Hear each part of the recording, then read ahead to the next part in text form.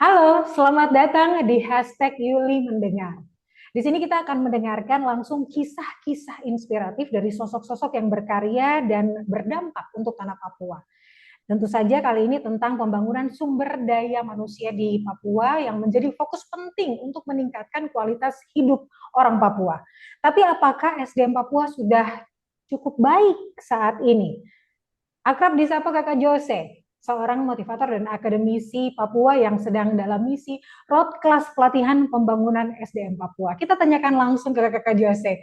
Kakak, terima kasih sudah bergabung bersama kami di hashtag Yuli Mendengar. Ya, dengan senang hati. Terima kasih ya di Yuli. Iya, Kakak. Berarti sekarang posisi di mana? Karena ini kan masih roadshow, toh Kak? Masih road Ya, class. ini di Papua Barat Daya, Hmm. kota ke-11 Sorong. Kota ke-11. Ya, Sudah banyak sekali kota yang sudah disimbangi. Berarti sebelum kita bahas ke kota-kota ini dan bagaimana karakter dari SDM masing-masing di masing-masing tempat gitu ya Kakak. Saya mau tahu dulu awal mula ya. membuat pelatihan pembangunan SDM Papua ini seperti apa sih Kakak? Jadi saya balik ke Jayapura tahun 2010, menikah dan melakukan banyak hal dalam bidang pendidikan, penelitian, masuk kampus sebentar, kemudian ke sekolah. Yang lama adalah di bidang ketenaga kerjaan sebagai manajer HRD. Tapi pada 2016, 2017, saya sudah merasa kurang nyaman karena mereka yang direkrut untuk dipekerjakan di kota Jayapura itu um, mayoritas non-Papua atau orang asli Papua itu persentasenya kecil sekali. Waktu minta kepada perusahaan untuk ada space pelatihan untuk mempersiapkan SDM lokal, perusahaan menolak karena margin profit dan lain-lain.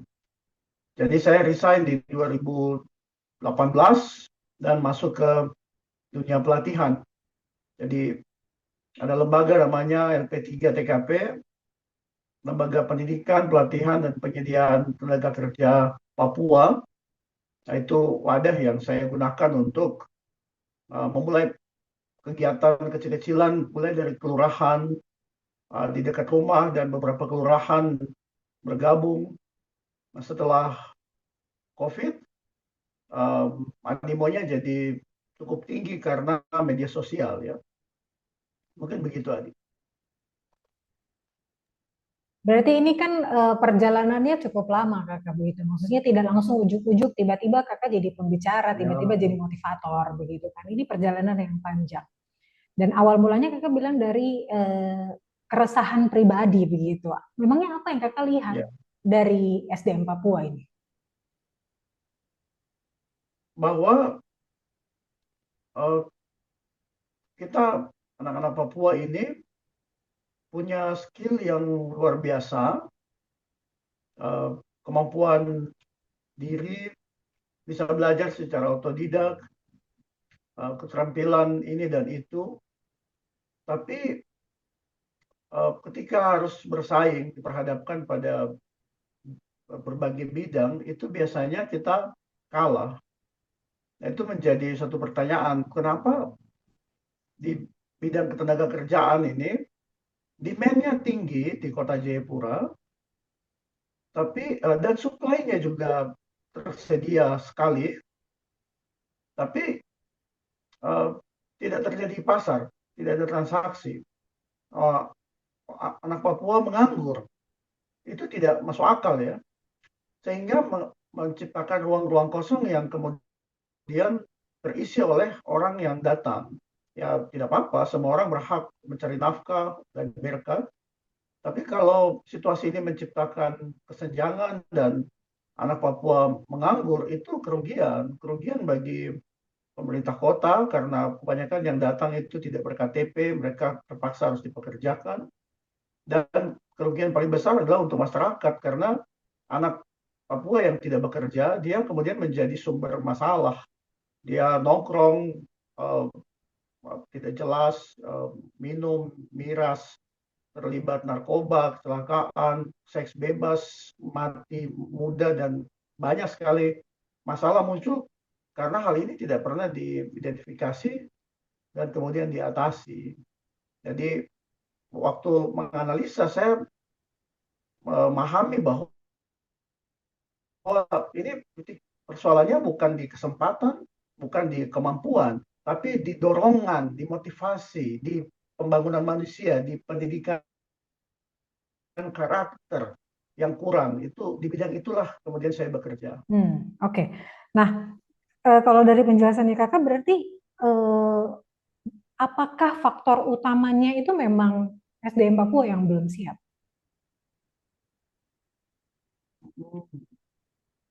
Tidak cukup dipersiapkan mungkin ya, karena faktor lingkungan itu punya peran dalam kehidupan manusia itu more than 75% ya. Lebih dari 70% lingkungan mempengaruhi sekali karakter. Mereka yang dipersiapkan sejak kecil, lingkungannya terbaik, waktu sekolah mereka dapat yang terbaik, mereka bertumbuh dengan karakter yang bagus, mereka siap, mereka matang, mereka well prepared. Kita tahu sendiri lingkungan di Papua ini sebagian besar itu adalah kantong-kantong yang miskin, anak yang lahir tanpa bapak, lahir dari ibu yang masih sekolah, dibesarkan oleh nenek yang dia panggil mama, ibu kandungnya dia panggil kakak. Dia melihat sendiri kekerasan, kemiskinan, dan semua hal buruk. Nah, itu tidak ada raportnya. Sehingga kita lihat anak Papua, dia sehat, dia kelihatan baik-baik saja, tapi dalamnya rapuh.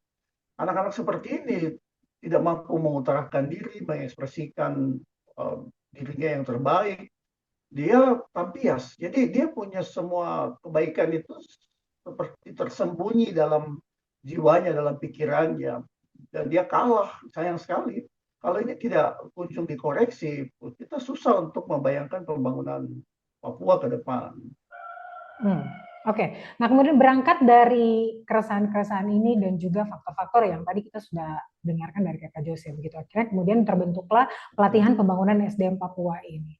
Nah, selama ini kan Kakak, orang hanya bisa melihat di media sosial, kemudian sepotong-sepotong begitu dari video yang disebarkan.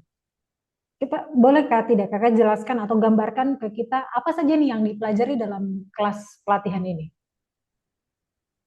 Ya, bagus. Ini pertama kali saya ditanya tentang ini ya. Bagus. Terima kasih sekali kesempatannya. Dan mungkin juga ini menjadi pertanyaan banyak orang ya. Karena memang materi yang saya sampaikan itu sifatnya eksklusif ya. Hanya untuk SDM OAP dan benarnya program yang saya ajarkan itu dia 40 jam, Senin sampai Sabtu, 7 kali 6 hari, pagi sampai sore ya. Ini program untuk perusahaan, ini program pelatihan yang komprehensif, yang luar biasa sebenarnya dan sangat mahal. Maka keputusan untuk membuka ini bagi anak-anak khusus OAP memang saya ambil penuh pertimbangan. Jadi materinya tidak saya bagikan, saya juga tidak posting keseluruhan kegiatan dan tidak ada live ya. Kalau ada yang liput ya saya minta hanya di bagian awal. Inti dari materinya itu pada dasarnya sangat mahal ya. Tapi kalau tidak bisa datang atau penasaran dan kemudian ada yang minta di spill, mungkin yang saya bisa bagikan adalah inti dari materi yang disampaikan, apakah itu 1, 2, atau 3 hari, atau bahkan sampai 1 minggu, itu sebenarnya di awal saya membahas kenapa ini disebut pelatihan. Ya. Banyak yang tidak paham bilang, oh itu pelatihan itu bukannya seminar. Ya pelatihan, tapi karena tidak umum di Indonesia, di Papua, jadi orang merasa pelatihan selalu skill. Kenapa pelatihan SDM, pengembangan diri, kenapa pendidikan karakter, itu dibahas di sesi pagi, hari pertama. Kemudian setelah itu saya bahas teori peradaban. Sebenarnya orang Papua ini siapa sih dia gitu. Yang kita tahu sejak misionaris masuk 1855, 1908, 1910, 1923, 1928, 1956 di Bukondini. Tapi sebelum itu orang Papua siapa gitu. Nah, itu ada teori, ada remah-remah yang kita diskusikan bersama untuk seperti mencari. Dasarnya adalah Maya Angelou, seorang penulis kulit hitam dari Amerika, bilang, kamu tidak akan sampai ke tujuan kalau tidak tahu dari mana kamu berasal. Ya kita semacam tracking ke belakang, ke identitas orang Papua. Nah, setelah itu saya mengajar teori peradaban dari Profesor Bruce Lipton, mengukur seberapa modern uh, sivilisasi dari orang Papua, sehingga kita tahu kita tuh sekarang berada di mana. Kenapa kita begini? Oh, modernisasinya orang Papua itu dia dalam generasi dihitung dengan rumus, dengan formula tertentu, kita akan paham semua, oh pantasan kita tuh kalah. Oh karena ini, oh karena itu. Nah setelah kita paham, dari situlah kita berangkat. Kemudian membahas lingkungan. Kenapa lingkungan punya pengaruh sampai merusak? Ada teori lagi, environment, epigenetik. Kelasnya padat sehingga pagi sampai sore itu kalau nanti ada Yuli berkesempatan hadir, kita seperti tidak punya kesempatan, tidak punya fokus. Kita tidak ada kesempatan untuk berpaling ya. Semua hening dan mendengarkan. Di banyak sesi panitia merasa ini panjang sekali Kakak Yosef menerangkan 3 jam. Kita kasih break di tengah ya. Begitu ada mau break atau ada entertain mau masuk, peserta komplain. Loh, itu kenapa dipotong? Kita lagi fokus, akhirnya diusir duluan. Jadi isinya belajar saja, belajar saja. Lalu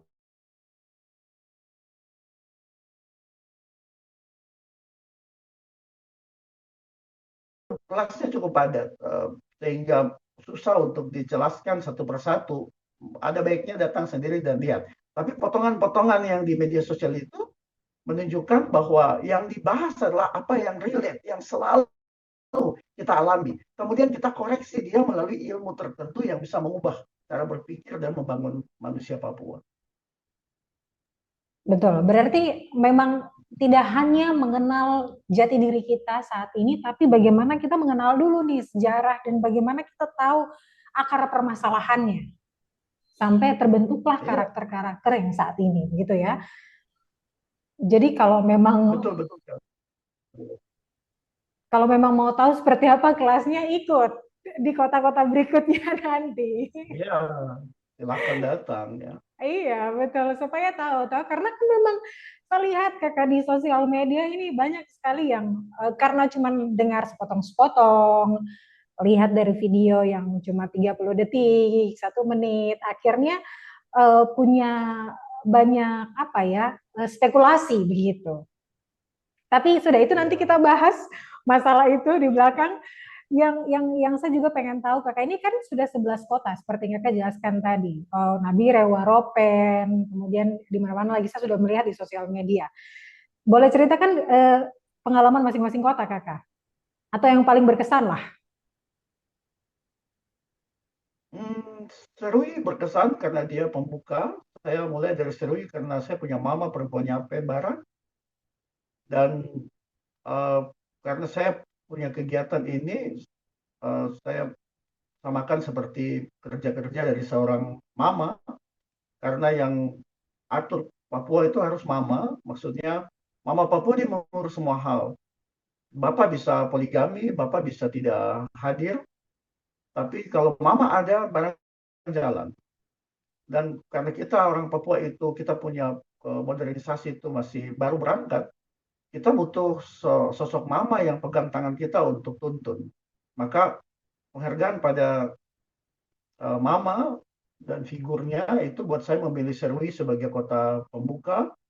Dan dari Serui ke kota selanjutnya itu ada kendala di jalan, kami harus turun dari kapal perintis di tengah laut di depan Sarmi menggunakan 3 speedboat dibawa ke daratan Sarmi dan melanjutkan perjalanan dengan bis ke Jayapura dan semua diurus oleh panitia lokal di kota Sarmi dan dari Sarmi ke Timika berbicara dengan uh, kaum muda yang punya keinginan besar untuk bekerja di perusahaan dengan uh, para orang lokal Amume Kamoro yang punya lembaga uh, pengusaha lokal, lalu ke um, Wamena. Wamena cukup ramai, pemuda pegunungan bersemangat sekali menyambut materi-materi dan siap untuk berubah. Terus Merauke, puncak sejauh ini pesertanya di Merauke 1.250, kapasitas ballroom Swiss Bell itu 1.000, ada 250-an yang berdiri ya selama 2 hari. Heboh sekali Merauke. Lalu kami kemarin terakhir dari Waropen, kemudian ke Sorong itu menyeberang Selat Sailiri pakai speedboat ya, lautnya lumayan agak gelombang. Itu pengalaman-pengalaman yang luar biasa sekali. Selain dari Nabire, Gubernur Papua Tengah buka dan tutup kegiatannya, kemudian Supiori, Bupati datang di sesi istirahat siang, saya diberikan parang sowek, mereka bilang, Kakak Joseko adalah Mambri, tolong pakai parang ini untuk bongkar semua masalah SDM di Papua Raya ini. Menarik sekali, menarik sekali. Nanti setelah sesi-sesi di kota-kota, saya akan bikin video-videonya juga.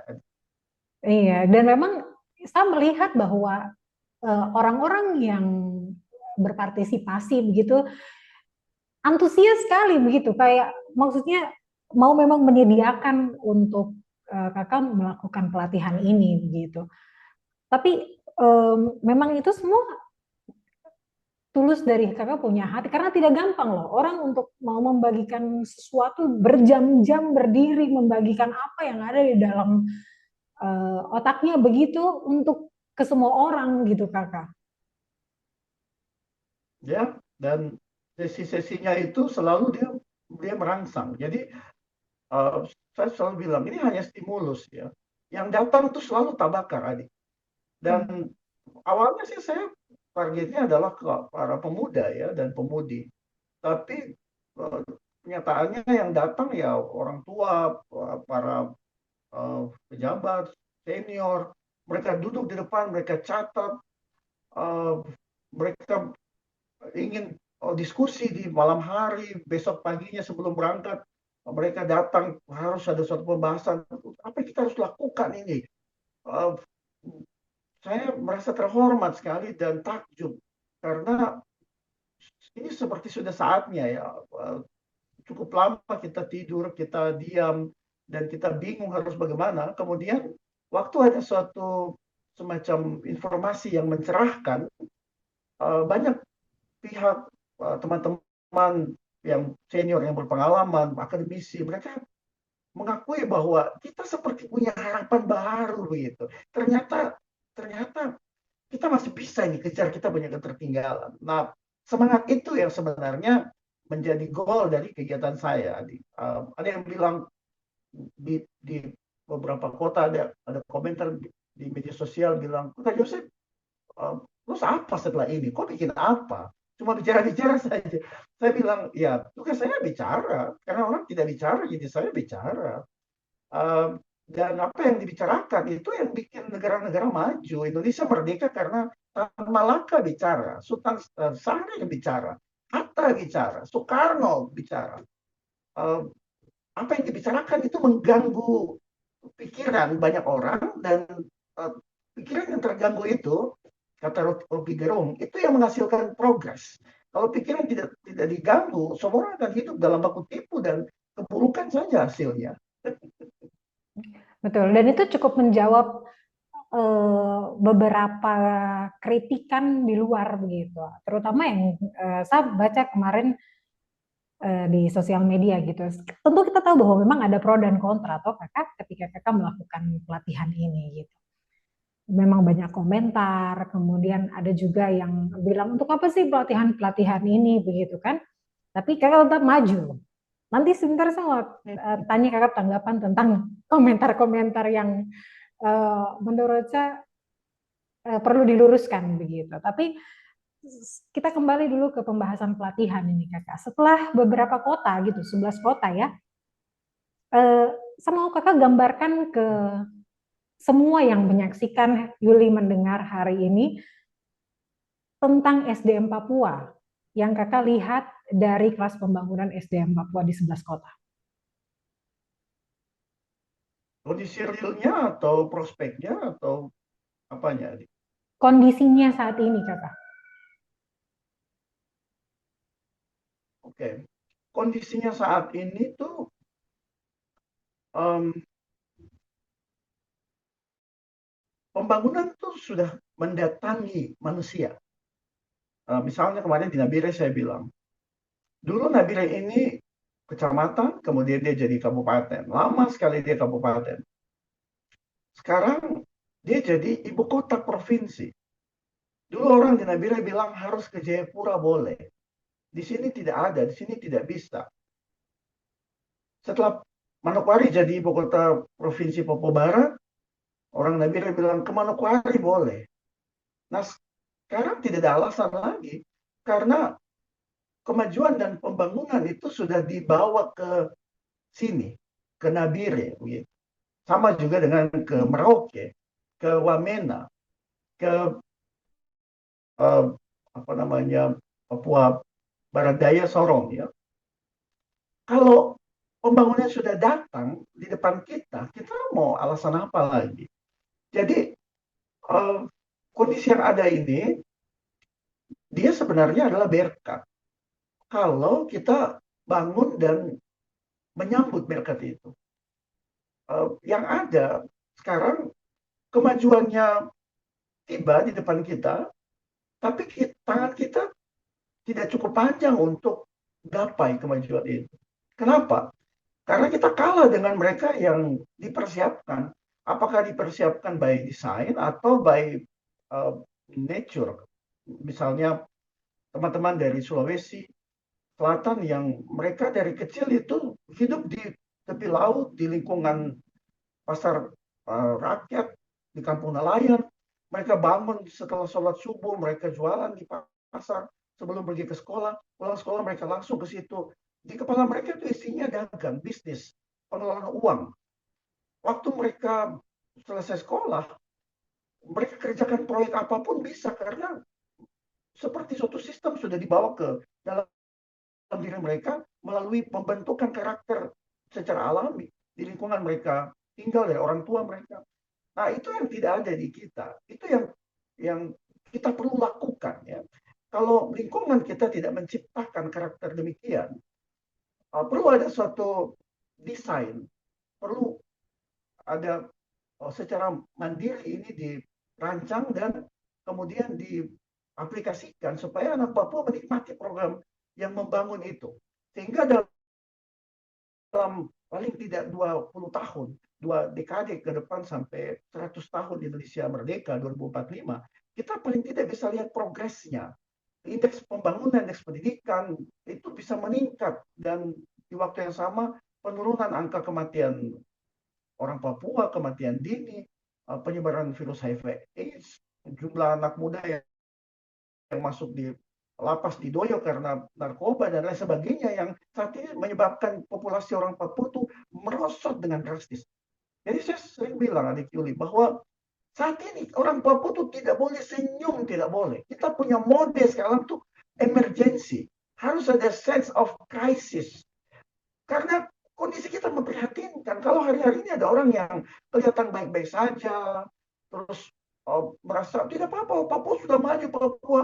Oh, kok tidur di got sebelah mana nih? Mabuk parah ini sampai kok tidak lihat bahwa kita sedikit lagi sudah selesai, kita sudah habis ini.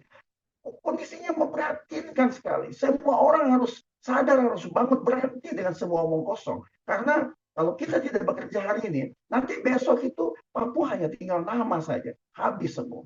Segitu memprihatinkan ya adik. Dan itu ironis, miris sekali.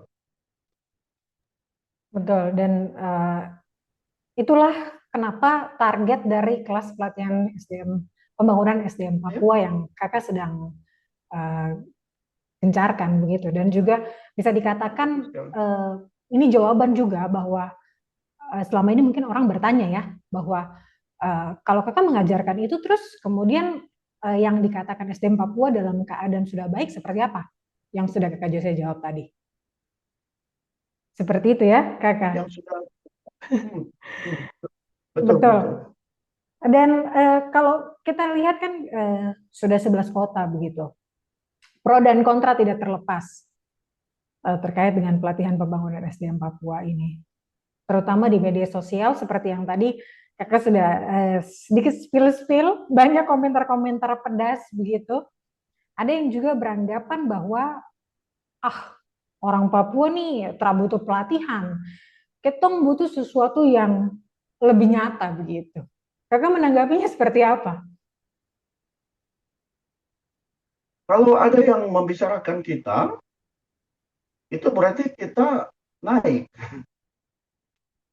Kalau kita di bawah, kita tidak rasa angin. Harus di atas pohon makin memanjat, baru kita akan rasa anginnya. Jadi kalau ada yang bicarakan saya dan kegiatan saya berterima kasih. Berarti dia semakin memanjat.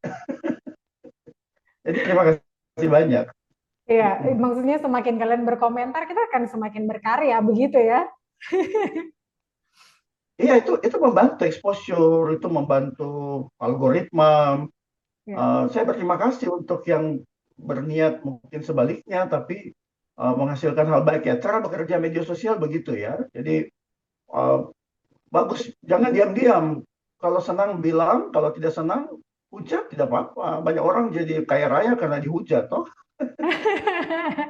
Pokoknya terbuka untuk segala macam tanggapan, gitu ya kakak. Eh, Ya, terutama tapi ini kalau nih ada yang kakak. mau, silakan. Terutama gini, beberapa waktu belakangan kan ramai ini yang menjadi punya sorotan gitu. Kelas di Nabire beberapa waktu lalu gitu.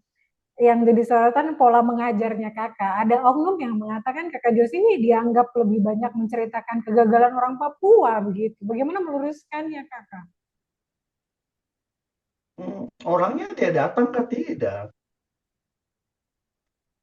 Kalau kalau dia datang, dia pasti paham. Itu sama seperti kita lewat di muka rumah yang tertutup, terus kita bilang, oh dalam rumah ini nih ada barang ini, ada itu, ada itu. Nah, kok masuk kah belum? Kok dari luar saya tahu baru. Oh memangnya dukun kah? Cenayang kah?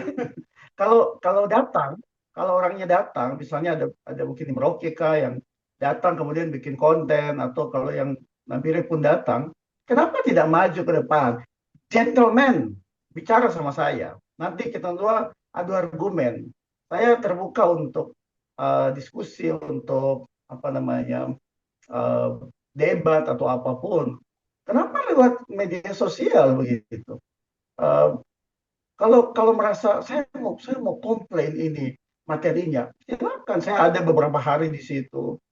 Um, jadi terima kasih karena itu dikasih naik. Tapi sebenarnya apa yang disampaikan tuh menunjukkan kualitas yang bersangkutan menurut saya. Dan um,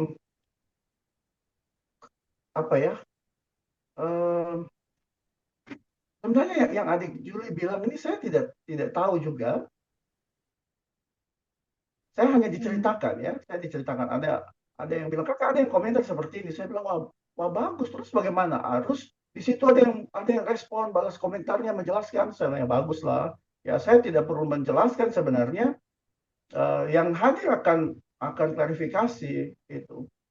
Um, dan kegiatan yang dilakukan ini karena dia positif dan dia berdampak, maka hal apapun yang dilakukan terhadap kegiatan ini, saya merasa pengaruhnya hanya satu saja. Dia hanya bantu mengangkat, hanya bantu menyebarkan saja.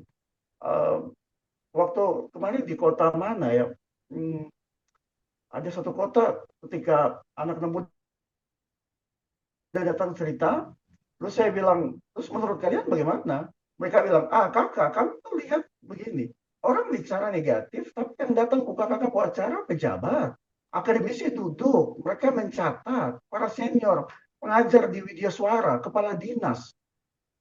Oh, berarti yang kakak sampaikan itu benar atau tidak ya? Saya bilang ya, Tuhan Yesus bilang engkau sendiri mengatakannya. Mungkin Langsung begitu ya, menjurus adik ke ya. firman Tuhan menjawab. Aduh. Ya, tapi memang hal-hal ini tuh mesti diluruskan, Kakak. Karena hmm, memang betul bagus untuk engagement, tapi kan biar orang-orang yang mungkin belum pernah di kota-kota berikutnya yang akan Kakak sambangi, paham begitu, kira-kira seperti apa nanti di dalam kelas, kemudian apakah yang mereka dengar dan juga mereka lihat di sosial media ini benar atau tidak. Seperti itu, Kakak? Ya, benar. Dan saya senang beberapa kota kayak kemarin di Nabire ada anak muda satu maju ke depan. Kan saya Hmm. bahas tentang budayanya orang Papua tuh suka berbagi ya, sosial ekonomi Hmm. approach. Dan bahwa itu bukan hal yang salah, silahkan dipraktekkan. Kalau kita tidak melakukan itu, ya kita jadi musuh keluarga, kita tuh tidak cocok di lingkungan, dan itu hal yang kurang positif. Nah, ada satu anak muda di sesi interaksi, dia maju, dia bilang, saya tidak setuju dengan kakak Jose. Teman-teman, kita jangan lakukan itu karena saya sudah lakukan, saya suka bagi uang dan saya bangkrut. Oh, langsung frontal gitu. Saya hargai sekali. Saya hargai sekali arti, maksudnya begini seperti tadi. Kenapa kamu orang yang tidak senang ini tidak datang bicara dengan saya atau bisa kontra itu di publik sehingga itu jadi forum kan? Pengen Hmm. cut sampai. Nah, setelah dia kasih tahu begitu baru baru saya jelaskan. Saya bilang, oke adik, kau bilang tidak usah bagi-bagi. Tapi, iyokah menurut kalian teman-teman yang datang ini, kalau kita punya sesuatu terus orang datang kemari dengan mereka punya susah, terus kita punya, kita ada, terus kita bilang tidak, saya tidak ada, dalam hati kita bilang saya tidak akan kasih, terus dia jalan pergi, kok perasaan bagaimana? Kok rela? Semua bilang tidak. Saya bilang ini ada ilmunya yang saya ajar. Kenapa orang Papua Hmm. begitu? Itu bukan kebetulan. Kalau datang ikut saya punya kelas akan paham bahwa ada teori yang menjelaskan hal itu. Kenapa orang Papua itu dia punya generosity-nya itu tinggi sekali. Indeksnya ada angkanya dan cara menghitungnya itu menggunakan formula. Nah, waktu mendengarkan itu anak muda ini dia paham. Oh, dok kakak, terima kasih sekali. Jadi saya ajar kalau begitu cara untuk mengatasi kok tidak di luar karakter, kok tetap jadi orang Papua yang murah hati, tapi kok juga tidak bangkrut adalah kata kuncinya satu, manajemen. Nah, pola manajemen itu yang saya ajarkan di sesi selanjutnya setelah dia ajukan pertanyaan atau keberatan itu. Nah, itu keren caranya datang tanya supaya langsung paham, tidak tinggal di rumah lihat cuplikan-cuplikan, kemudian bikin postingan-postingan yang negatif, setelah bikin apa-apa, baru jago bicara. Ya, bagusnya energinya dipakai untuk membangun, bukan dipakai untuk membunuh. Ya, meskipun untuk saya dan kegiatan ini sebenarnya tidak ada pengaruh banyak ya, tapi uh, sayang saja karena beberapa orang jadi salah paham karena hal-hal tersebut. Begitu Jadi aja. siapapun yang mau berkomentar gitu ya, sebaiknya langsung ikut kelas. Supaya langsung tanya ke kakak Jose gitu. Daripada punya spekulasi Iya. sendiri. Iya toh kakak? Tapi tidak apa-apa juga, Adik. Tidak apa-apa. Ya, Tan Malaka itu dia punya orang Indonesia sendiri bunuh dia.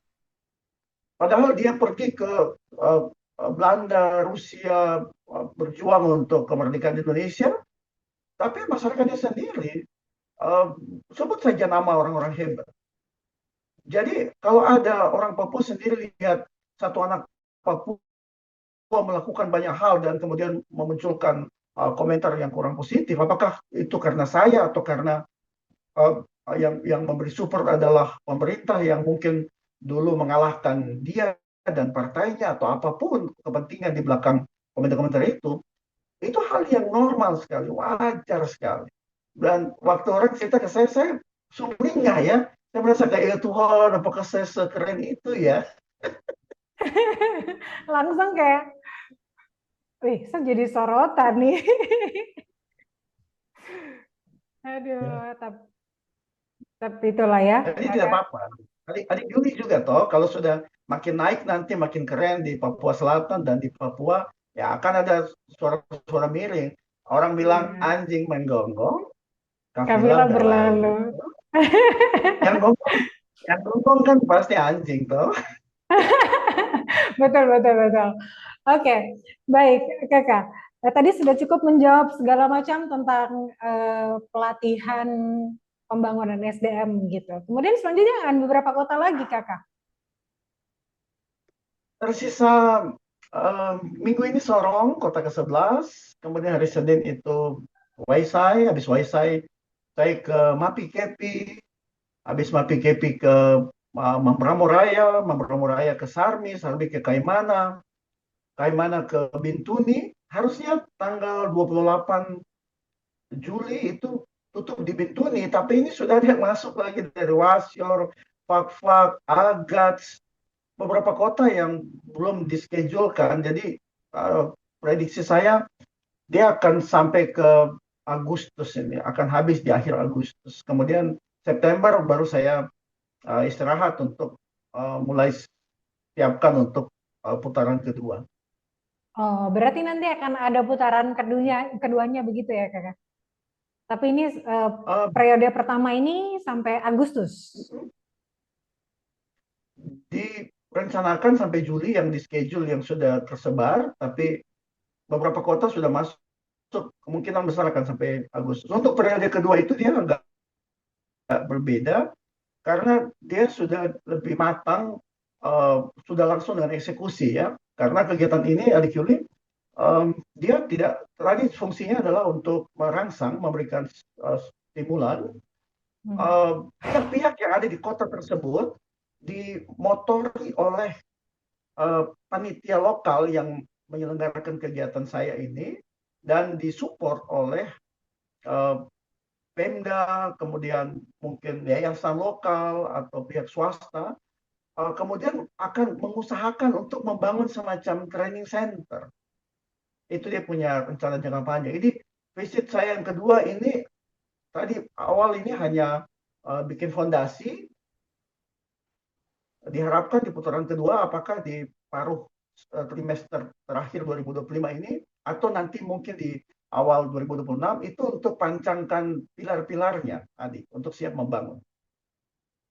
Oke, berarti istilahnya ini tuh kita buang jala dulu begitu ya, yang di periode satu nih. Ya, Nanti kemudian di periode kedua ada lagi jenjangnya. Ini juga menjawab nih betul. kakak, karena orang juga bertanya atau setelah kelas-kelas ini apa gitu. Ya, ya, banyak banyak masukan bagus dari lapangan, banyak diskusi di setiap daerah.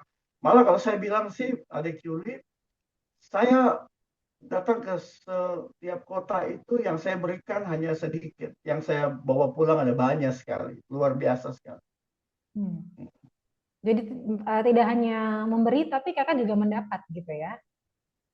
Iya, untuk siap dibagikan lagi, untuk rencana jangka pendek, menengah dan jangka panjang itu sudah secara otomatis begitu, seperti dia langsung terpola ketika datang ke daerah. Jadi mungkin saya sudah coba renungkan dan tanya ke teman-teman, kok bisa sekeren itu ya? Maksudnya begini adik, Hmm. panitia lokal itu saya tidak kenal mereka. Hanya dimulai di pertengahan bulan Maret saya posting Facebook, kalau mau bikin kegiatan di daerah silakan hubungi saya untuk bentuk panitia lokal. Terus beberapa orang hubungi, saya kumpulkan mereka, bikin grup WA, mereka saya briefing awal video call atau Zoom meeting satu kali saja. Mereka prepare semuanya sampai jadi. Dalam 1 bulan atau kurang atau lebih sedikit, kegiatan dengan ratusan atau bahkan seperti di Merauke itu 1.000 orang lebih itu diselenggarakan dengan apik sekali, luar biasa sekali. Itu kesimpulannya cuma satu, bahwa Tuhan beserta kita, Immanuel. Amin. Ada banyak doa untuk kegiatan ini. Ini seperti menjawab banyak keresahan. Jadi seperti tadi kalau dibandingkan dengan beberapa komentar yang kritis, sio berkatnya terlalu banyak dan orang yang dapat manfaat dan uh, link network yang terbangun dengan kegiatan ini itu adik. Nanti kalau saya cerita tidak habis waktu untuk podcast ini. Luar biasa sekali. Iya, Tuhan betul, baik. Ini semua panjang. jalan Tuhan. Karena memang apa ya, Kakak, saya melihat di Papua ini kita selain membutuhkan eh, kelas-kelas seperti begini, kemudian dukungan juga, tapi kita juga butuh networking gitu, dan dengan adanya ini juga terbuka luas untuk siapa saja. Ya, ya, Luar biasa. betul. Oke, baik. Kakak, itu tadi kita sudah dengarkan bagaimana selanjutnya di episode kedua nanti pelatihannya. Kalau misalnya ini sudah selesai Agustus, Juli ini yang direncanakan. Tapi bolehkah tidak Kakak spill sedikit mungkin tentang gebrakan baru yang mungkin sedang digodok begitu selain kelas pembangunan SDM Papua ini? Um, Goal dari kegiatan ini tadi saya sudah sebut sedikit, itu pembangunan training center di ibu kota, Jayapura, Merauke, Wamena, Nabire, Manokwari, dan Sorong. Tiap training center itu dia jadi pihak ketiga dari pemerintah untuk mengelola pembangunan manusia, pendidikan karakter. Jadi ada BLK untuk melatih skill, ada training center, rumah pembangunan manusia untuk bangun SDM OAP-nya. Jadi masuk kemari dulu kita briefing, ikut kelas sampai terbuka cara berpikirnya, soft skill-nya keren, kemudian dia masuk ke BLK atau kegiatan pelatihan skill lain, dia siap begitu untuk aplikasikan ilmu yang dia dapat. Dan itu satu. Yang kedua adalah koneksi dengan pemerintah untuk mengurangi angka pengangguran orang asli Papua di tanah Papua ini. Caranya dengan memberikan saran melalui proposal-proposal hasil dari kegiatan ini dan berbagai penelitian agar orang muda Papua itu semuanya harus bekerja. Semuanya harus bekerja. Kalau dia kerja, dia punya penghasilan, dia produktif, dia jadi sumber berkat bagi keluarga dan lingkungannya. Itu mengurangi banyak sekali hal negatif. Hal lain juga yang menjadi catatan untuk harus dilakukan, didorong ke pemerintah dan berbagai pihak adalah perhatian ekstra dan khusus kepada mama-mama Papua atau perempuan Papua. Saya kemarin di Papua Tengah kepada Ibu Ketua TPPKK dan Bapak Gubernur, saya bilang, ini kalau mau bikin Papua maju, mama Papuanya dibikin sejahtera saja.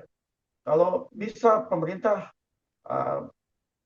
bikin yang namanya TMP, Tunjangan Mama Papua. Setiap Mama Papua, mau dia pegawai kah, dia pedagang kah, dia ibu rumah tangga kah, dia tidak kerja kah, dia dapat tunjangan, itu akan bikin dia punya kehidupan jadi lebih produktif. Karena kalau dia pegang uang, dia tidak bergantung kepada suami yang abusive, dia tidak pergi cari orang punya laki, dia bisa kelola dia punya emosi dengan baik.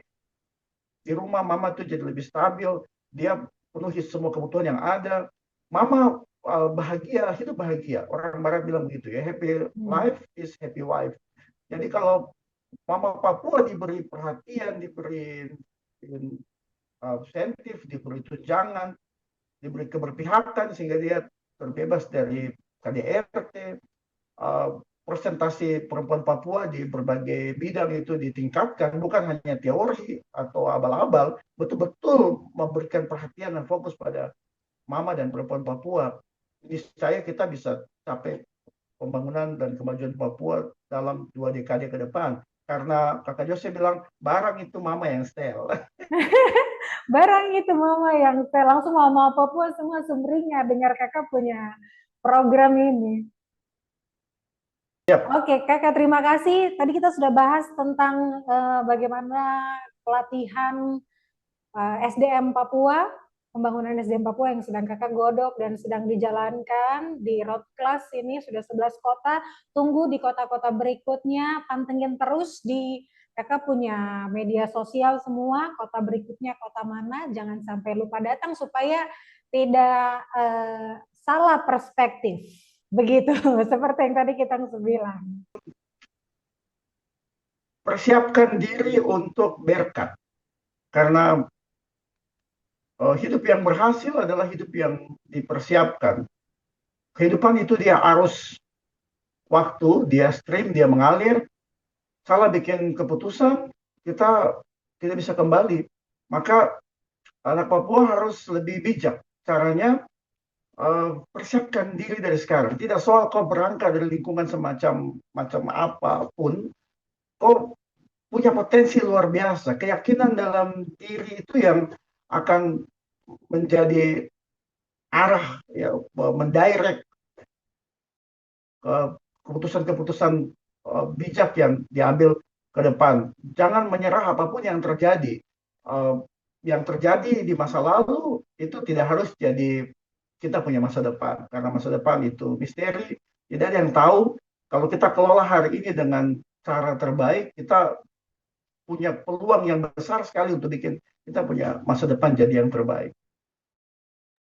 Terima kasih Adik Yuli Monataba yang luar Terima biasa. kasih Kakak sekali lagi untuk kesempatannya. Kita sudah berbincang-bincang. Pokoknya sukses untuk perjalanan Terima kasih. berikutnya dan kota-kota berikutnya. Kita semua menantikan. Terima kasih untuk semua yang sudah Baik. menyaksikan hashtag Yuli Mendengar. Sampai ketemu.